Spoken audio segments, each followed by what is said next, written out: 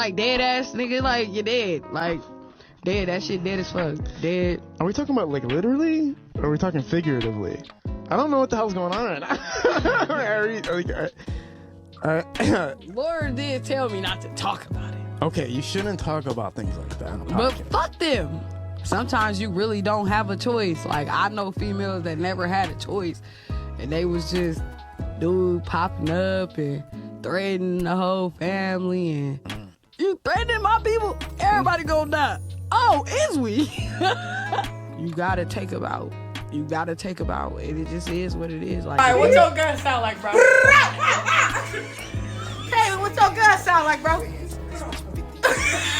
Allie, what's your shit here for?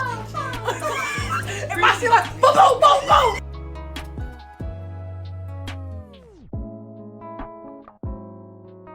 Should have never died. You should have never played with me, because then I gotta take it to the 3rd degree. You know? A rapper was killed in a shooting in Oakland. This was Saturday during the grand opening of a beauty store. Another person was injured. Police are still trying to find the shooter. Cron 4's Sarah Stinson has that story. Show your face.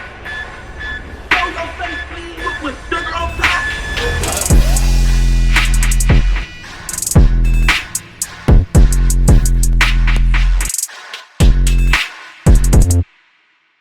Hey, what's up, y'all? Y'all know my slogan. I don't know it all, but I know what I've been through. Now, before we get into this video, make sure you check us out on Patreon at www.patreon.com/Hookah Anonymous _. You guys been telling us to create one for the longest, so we recently created a community where we will upload videos that we can't share on YouTube due to their guidelines. We'll also be dropping the latest to there first, behind the scenes information that you wouldn't find anywhere else on our socials. So make sure you become a member, and after you do that, head over to our official Instagram page at Hookah Anonymous _ and follow us there. Now, without further ado, let's get into what you guys came here to see. Now, sometimes they say it's best to know when you've won and to let bygones be bygones. Sometimes it's best you know when to bow out gracefully and leave it at that, because if you don't, then you can sometimes wake up a sleeping giant and force a hand to do something that they may have not even wanted to do. In other words, let's just say you committed a crime on another individual and the family and friends know you did it, and no matter the circumstance, they grieving because it was their loved one. However, they have to watch you troll in their face and make fun of that same person that they love. Not only do they have to watch you, but you're actually a public figure, so when you troll, thousands of people get to see that person make fun of the same person that you love and miss. But that was exactly the case with a female rapper and entrepreneur by the name of Tana God. Some say she may have been doing too much for doing interviews, making videos, making songs about taking her ex-boyfriend's life. Whether she was right in the situation or not, people feel she was throwing it in the family's face every chance she got and almost forcing their hand to do something about it. Now, whether they did or not, we don't know, but just a few days ago, Tana God was shot and unalive during the grand opening of her beauty store that she was opening up in Oakland. Once again, we don't know if the family had anything to do with it, but most people are already speculating that this happened because she was doing too much trolling after taking her ex-boyfriend's life.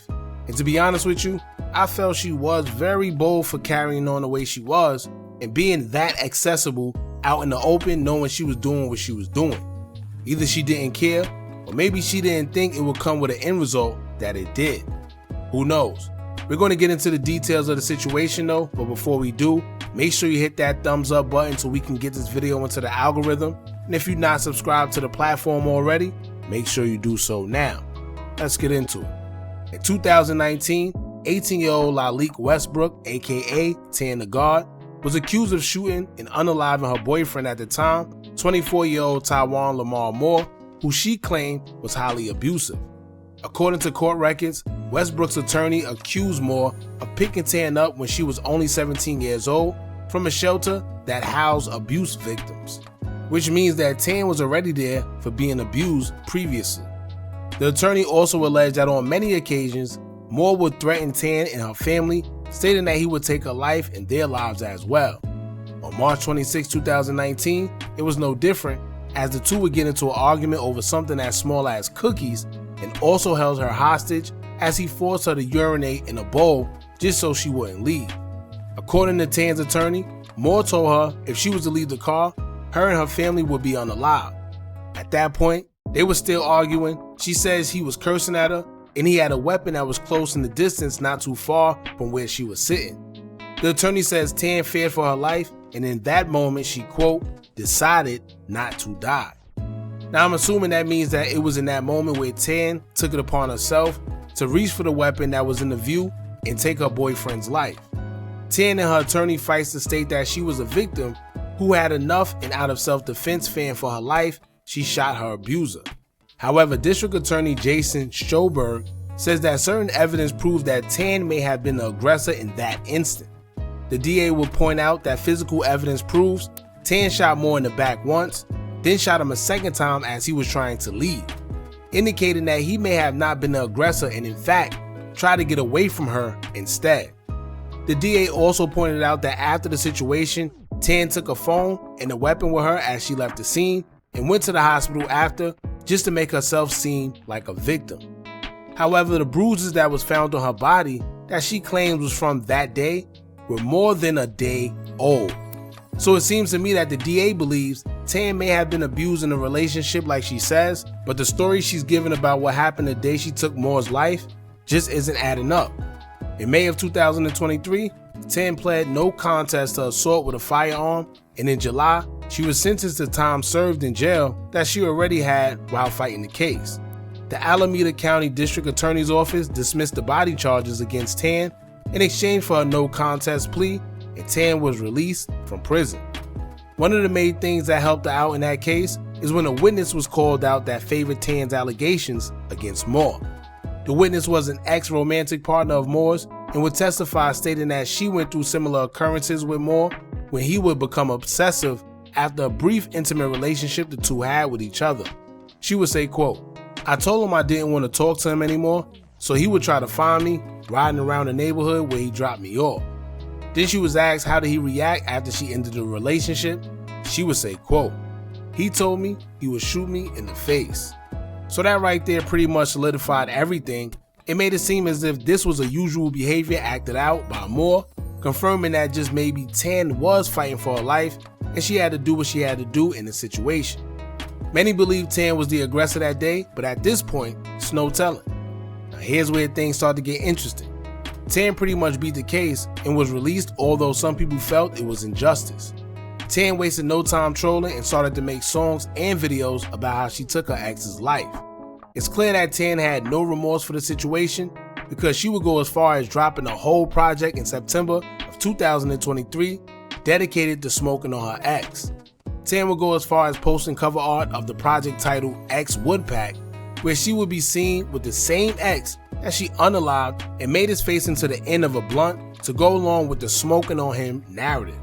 She would also say in the caption, quote, I be smoking on my ex, that relationship is dead just like him.